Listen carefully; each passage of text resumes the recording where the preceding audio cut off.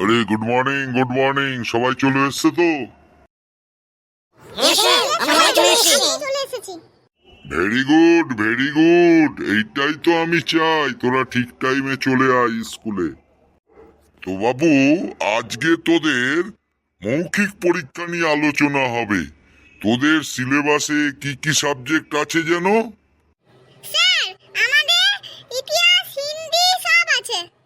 Sir জানেন তো, এই রিকিটা হচ্ছে খুব মাথা মোটা, ও কিছুই বলতে পারে না।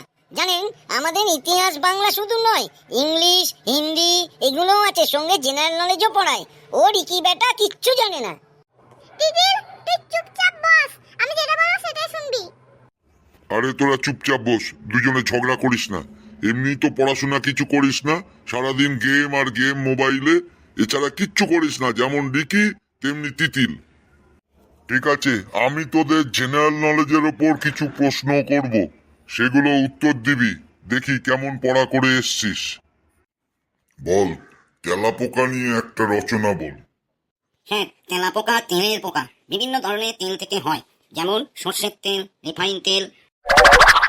আমাদের গায়ে যেমন তেল পড়লে সরাপ করে আমাদের সব স্লিপ হয়ে যায়, তেমনি তেলাপোকার গাটাও স্লিপারি। ওইকে তেলাপোকা ধরা যায় না।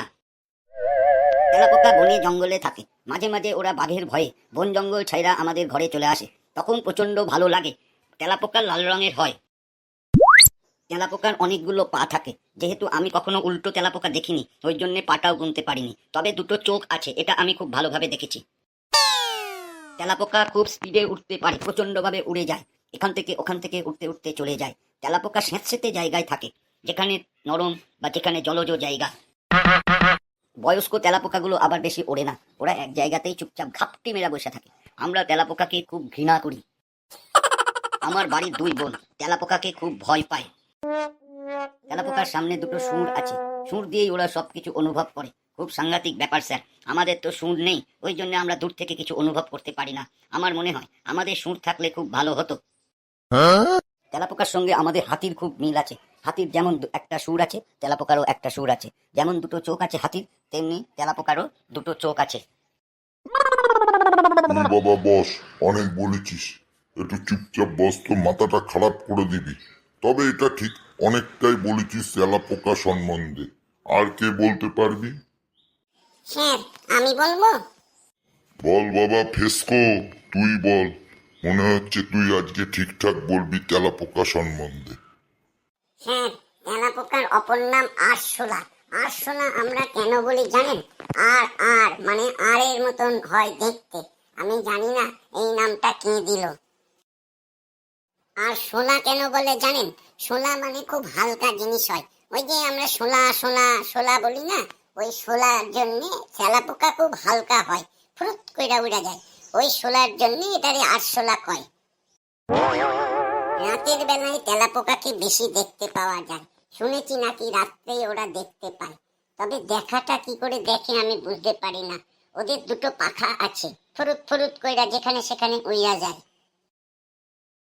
স্যার, একবার আমাদের পাড়ার বল্টু বিজ্ঞানী, যে বল্টু বল্টু বল্টু মানে বুঝতে পারছেন তো স্যার, ঘুমিয়ে ঘুমিয়ে যে বিজ্ঞান নিয়ে আলোচনা করে, তার ইচ্ছে হলো জীবজন্তু নিয়ে গবেষণা করবে।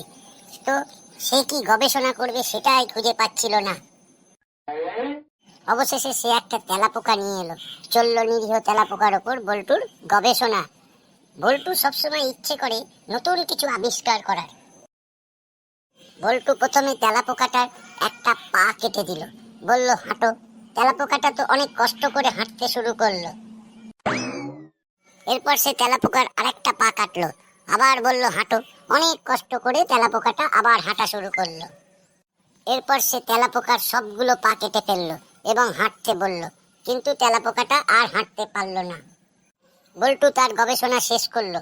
গবেষণার শেষে বল্টু কি বলল জানেন? কি বলল রে? এ তো দেখছি আশ্চর্যের ব্যাপার। বল্টু ডিক্লেয়ার করে দিল যে সবগুলো পা কাটলে তেলাপোকা আর শুনতে পায় না।